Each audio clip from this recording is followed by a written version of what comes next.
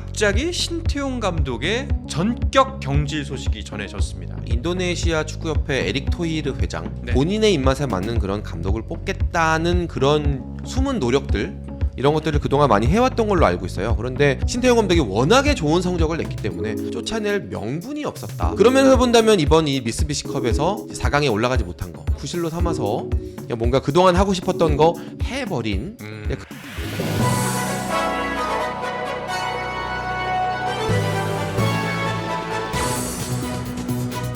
갑자기 신태용 감독의 전격 경질 소식이 전해졌습니다. 이게 어떻게 된 일인가요? 사실은 이 인도네시아 축구협회 에릭 토이르 회장 네. 이 양반이 이제 인도네시아 축구협회장이 되면서부터 이거는 어떻게 보면 예고된 상황이기도 해요. 네.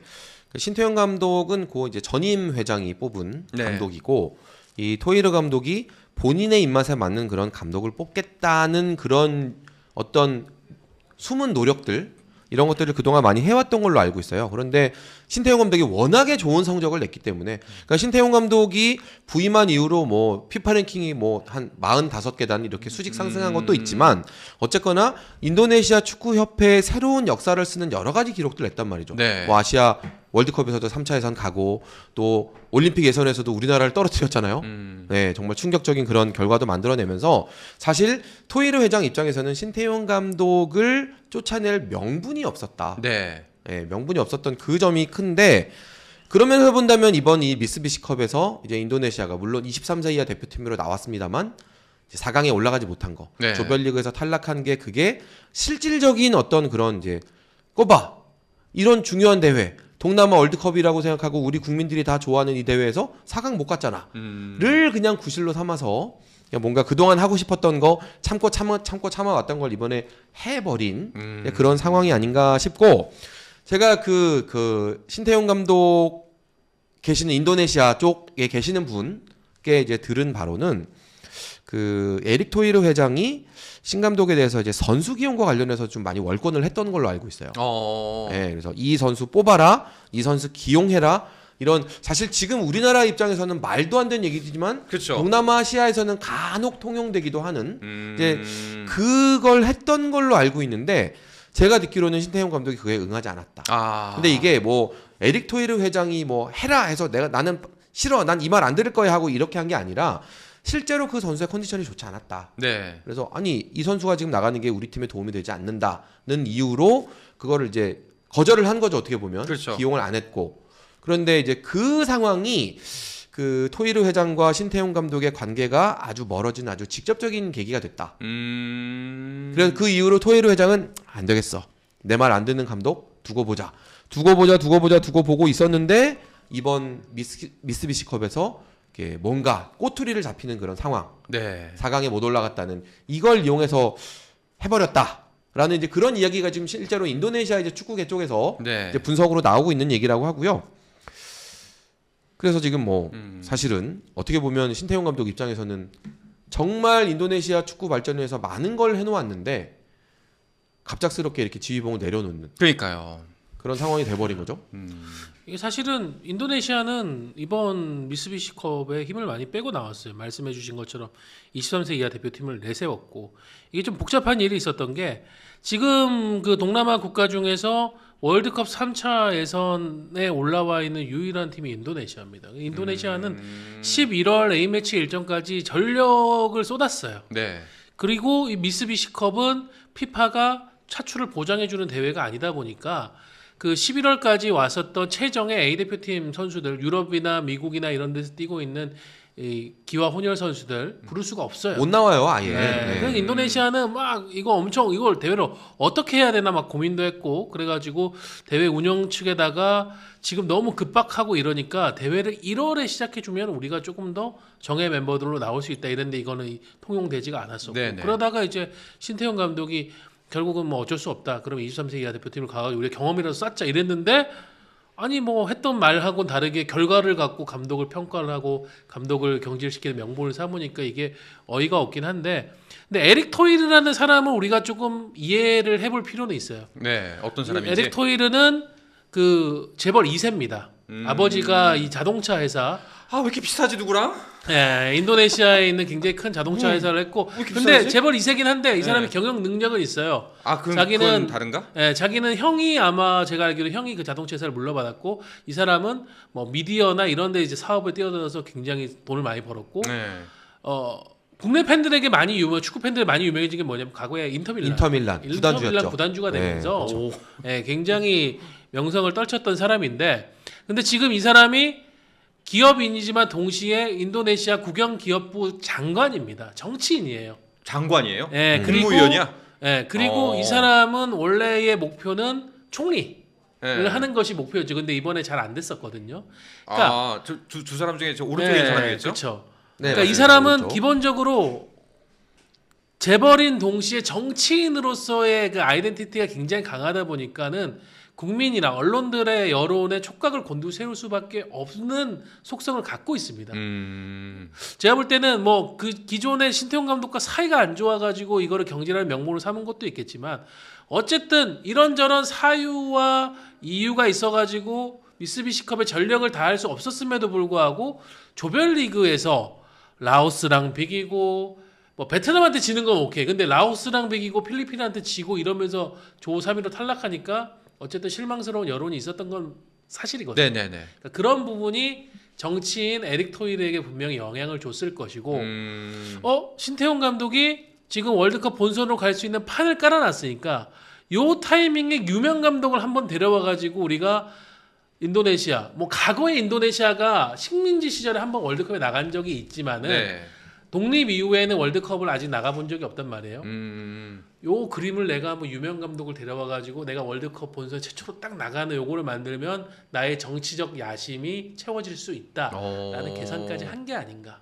저는 그렇게 보고 있습니다. 그러니까 이 상황이 예전에 그 이장수 감독이 광저우 헝다에서 팀을 이끌다가 경질된 상황하고 매우 비슷해요. 그때 당시에 이장수 감독이 2부 리그에 있던 광저우 헝다를 맡았어요. 그러면서 광저우 헝다가 천문학적인 돈을 쓰기 시작하고 바로 그 다음 해 1부 리그로 승격이 됐고 네. 그 바로 다음 해 1부 리그 승격된 그 시즌에 바로 우승을 했거든요.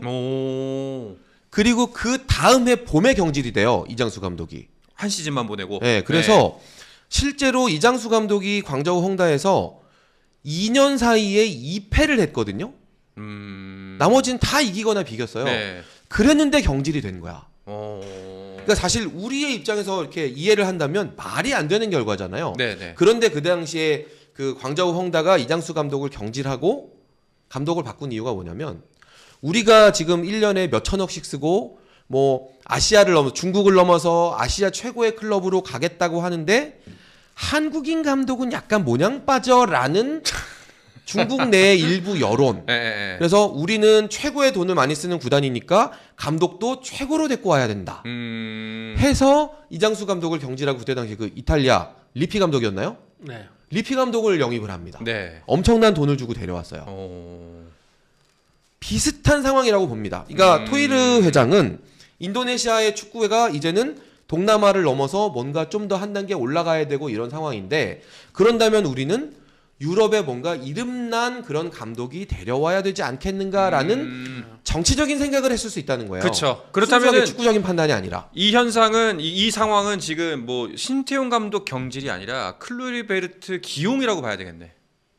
그러니까 토이르 본인의 네. 어떤 그 아까 제가 얘기했던 총리가 되고 싶어하는 그런 정치적 야심을 위한 성과가 축구를 위해서 더 쌓여야 되고 그런 시점에서 토이르 회장이 봤을 때는 이 타이밍에 원래 뭐 지금 클루이베르트 감독이 결국은 선임이 됐지만 그 이전에는 루이 바날 감독 얘기도 있었었고 네. 더 무게감 있는 지도자들 얘기도 있었었거든요. 근데 이제 성사가 안 되다 보니까 결국은 패트릭 클루이베르트 감독을 데리고 온 건데, 그러니까 그걸 통해 가지고 자기는 그리고 그 인도네시아하고 네덜란드는 특별한 관계가 있잖아요.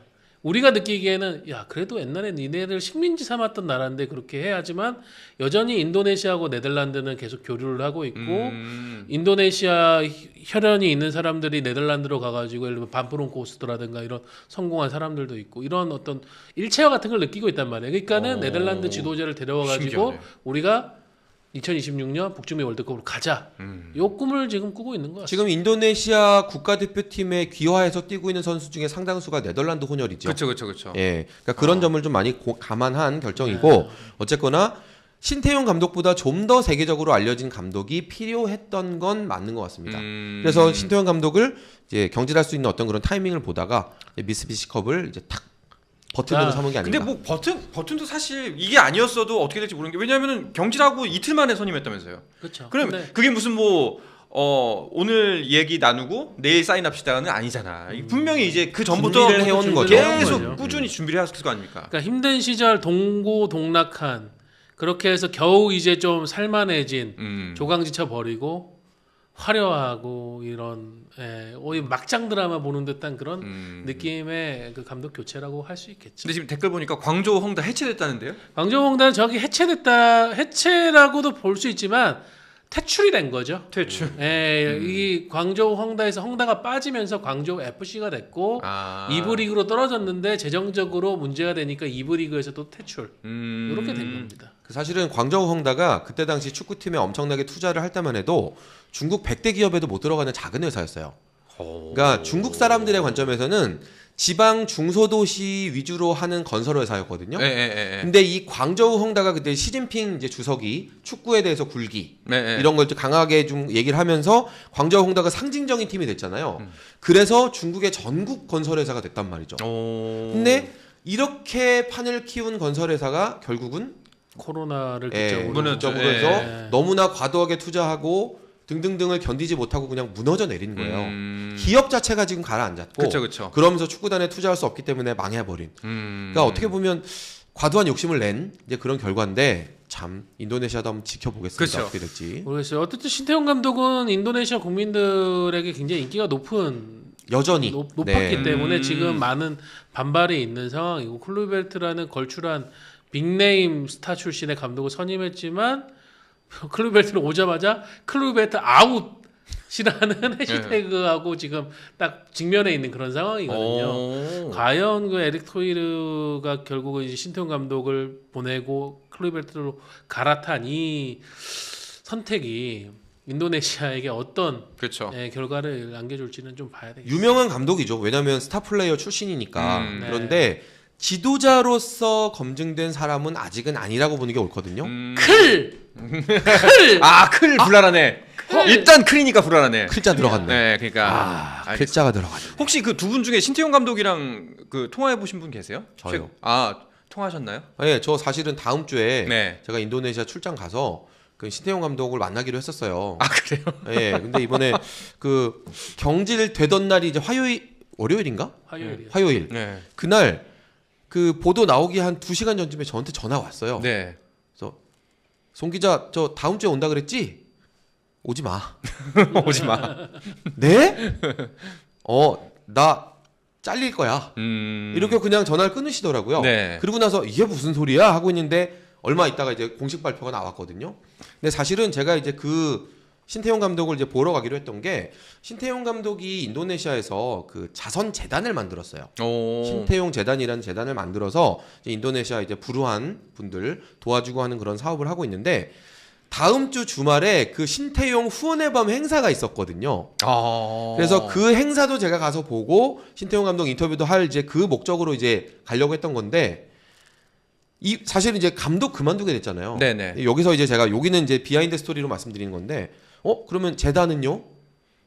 결국 재단은 운영하기로. 다행이네요. 그러니까 이렇게 축구 대표팀 감독직은 물러나지만 어쨌거나 신태용 감독이 인도네시아 국민들에게 아주 뜨거운 지지를 받고 있고 네네. 여전히 사랑을 받는 그런 인물이기 때문에 신태용 감독 사실 얼마나 배신감 크겠어요. 그렇죠. 그러나 이 신태용 재단은 인도네시아에서 계속 유지하기로 했고 거기 지금 인도네시아에 진출해 있는 한국 기업들도 여러 기업이 같이 모여가지고 지금 돈을 같이 모아서 내고 그 돈으로 지금 이제 자선 사업들 하고 있는 거거든요.